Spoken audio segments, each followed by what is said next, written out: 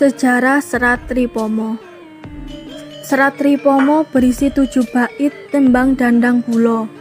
Serat ini sering ditembangkan oleh anak-anak sekolah dan dikutip sebagai lirik dalam musik gamelan. Secara ringkas berisi tentang teladan bagi para prajurit agar berwatak kesatria, gigih, dan tidak takut dalam membela negara. Kata Tripomo sendiri berasal dari gabungan kata tri, yaitu 3, dan umpama, yaitu perumpamaan. Merujuk pada 3 tokoh dalam dunia pewayangan, yaitu Patih Suwondo, Kumbakarna, dan Adipati Basukarna. Ketiganya digambarkan mempunyai loyalitas dan dedikasi yang tinggi pada negaranya, mengutamakan kepentingan bangsa dan negara di atas kepentingan pribadi dan keluarga. Sikap ketiga tokoh itu juga menggambarkan berbagai macam nilai yang ada di dalam etika Jawa, sehingga patut menjadi suri teladan dalam kehidupan bermasyarakat, berbangsa, dan bernegara. Bambang Sumantri atau Patih Suwondo. Sebelum menjadi seorang patih, Patih Suwondo memiliki nama kecil, yaitu Bambang Sumantri.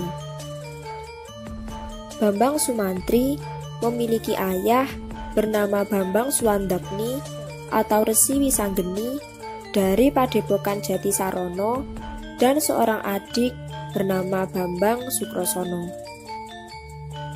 Sumantri memiliki perawakan yang tegap layaknya seorang kesatria dan berparas tampan. Tapi berbeda dengan adiknya, Bambang Sukrosono. Bambang Sukrosono berwujud raksasa kerdil yang buruk rupa. Pada suatu hari, di negara Maespati, diadakan sebuah sayembara untuk mencari seorang patih. Begawan Suwandagni atau Bambang Suwandagni mengetahui adanya sayembara tersebut dan mengutus anaknya, Bambang Sumantri, untuk mengikuti sayembara tersebut. Akhirnya, Bambang Sumantri menuruti perintah ayahnya untuk mengabdi kepada Raja Maespati bernama Prabu Harjuno Sosrobau, karena memang sejak kecil Sumantri bertekad akan mengabdi kepada Prabu Harjuno Sosrobau di Maespati. Ketika hendak pergi, adiknya, yakni Bambang Sukrosono, meminta untuk ikut.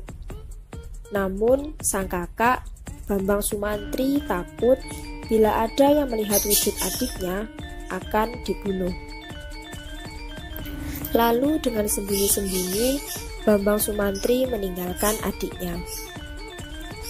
Kemudian Bambang Sumantri menemui Prabu Harjuno Sosrobau dan mengutarakan keinginannya untuk menjadi seorang patih di negara Maespati. Lalu Prabu Harjuno Sosrobau menyebutkan syarat-syarat yang harus dipenuhi untuk menjadi seorang patih, yaitu syarat yang pertama, bisa mengalahkan 1000 raja. Yang kedua, membawa Dewi Citrawati, Putri Ngawonggo, untuk dijadikan ratu beserta 800 domas.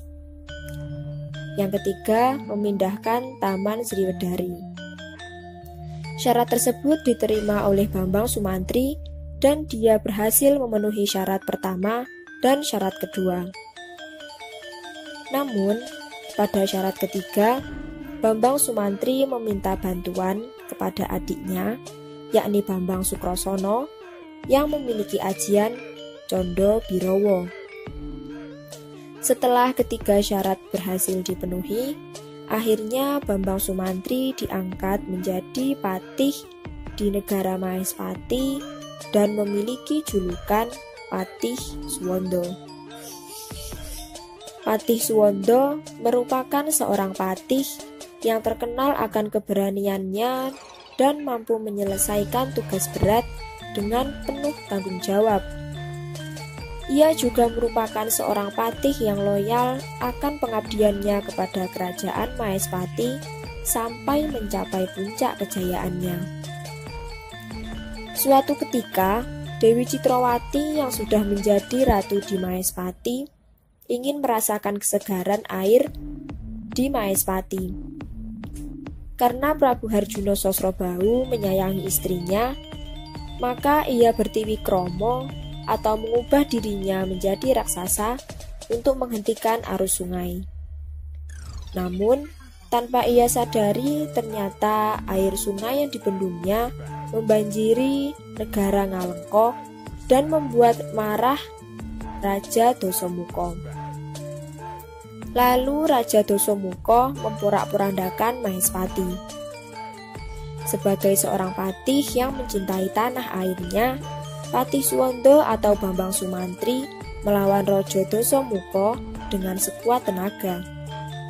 Namun, Patih Suwondo gugur saat melawan Raja Dasamuka.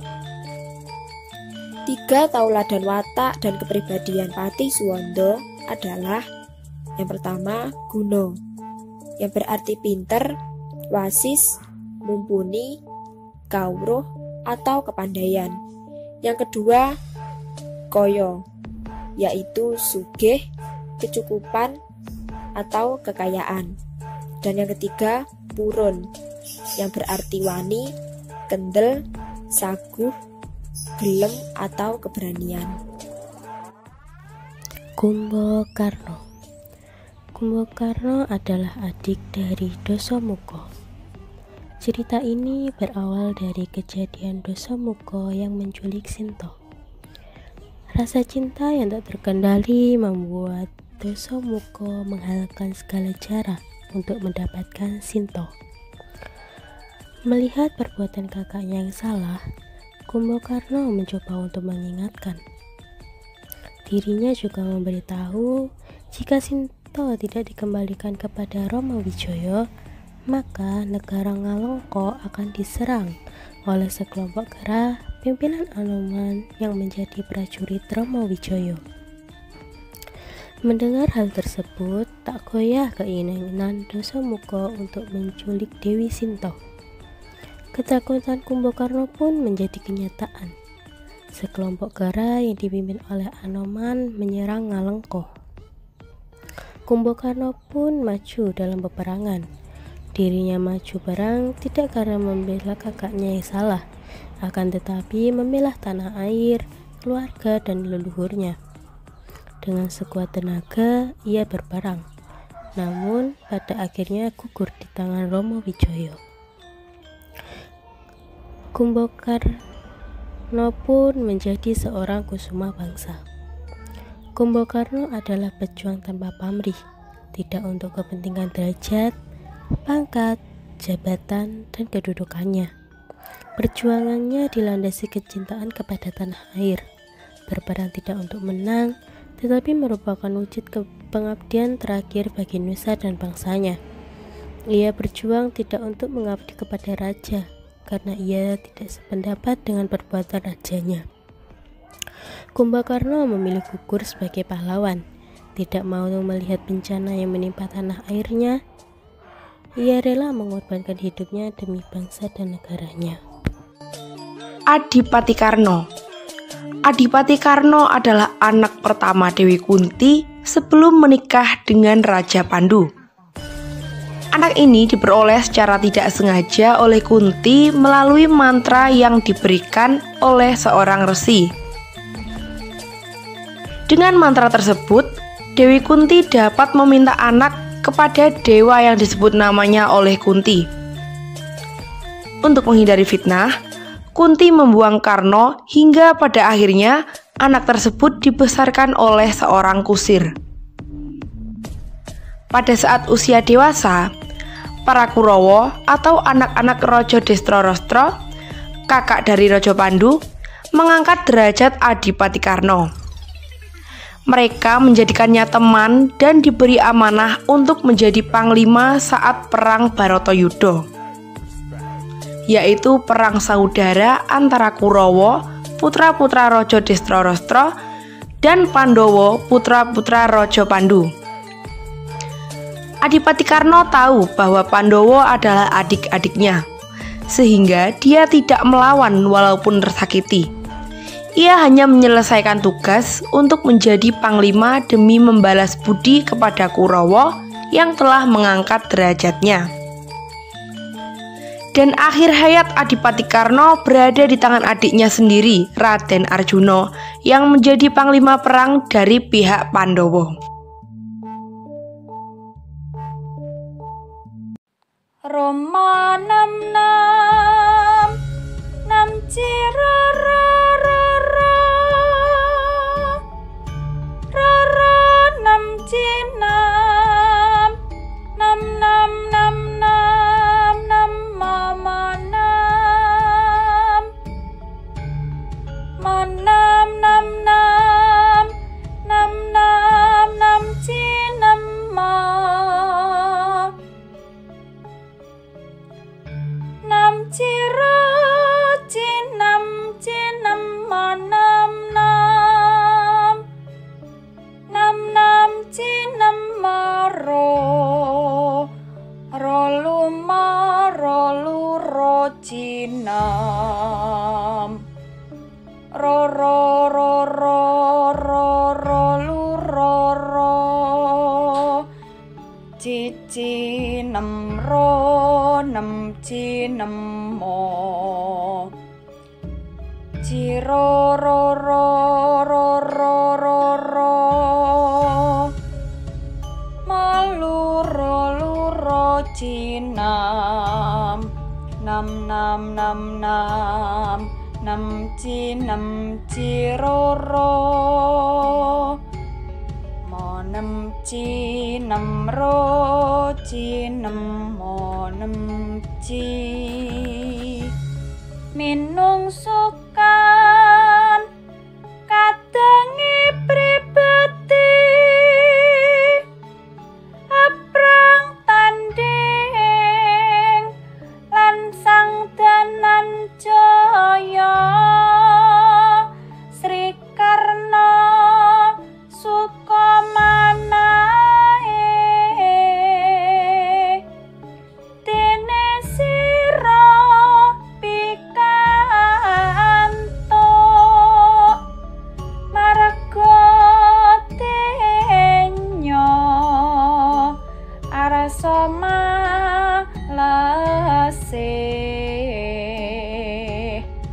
Ira sang Duryudana marmanto kalangkung denya ngetok kasutiran aprang rame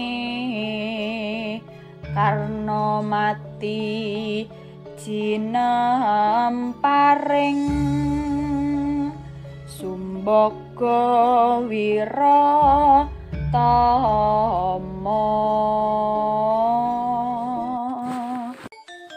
Kesimpulan dari pupuh ke-6 Serat Tripomo ini menjelaskan tentang kisah Adipati Karna. Adipati Karna merupakan anak dari Dewi Kunti. Dewi Kunti sendiri merupakan ibu dari Pandawa. Jadi Adipati Karna dengan Pandawa masih saudara satu ibu tetapi lain bapak. Adipati Karna tidak hidup bersama Pandawa, tetapi dengan kusir bernama Abhiroto. Maka hal ini memupuskan keinginannya untuk menjadi seorang kesatria. Namun Duryudana memberikan kesempatan kepada Karna untuk mengikuti sayembara panah dan menjadikannya seorang raja di Ngawangga. Pada saat menjelang perang Bharatayuddha, yaitu perang saudara antara Kurawa dan Pandawa, Karna dibujuk oleh Kunti untuk berperang di pihak Pandawa, tetapi Karna tetap tidak mau. Dalam hati ia ingin membalas budi dari Duryudana dan Karna berjanji akan mengabdi kepada Kurawa dan negara Ngastina.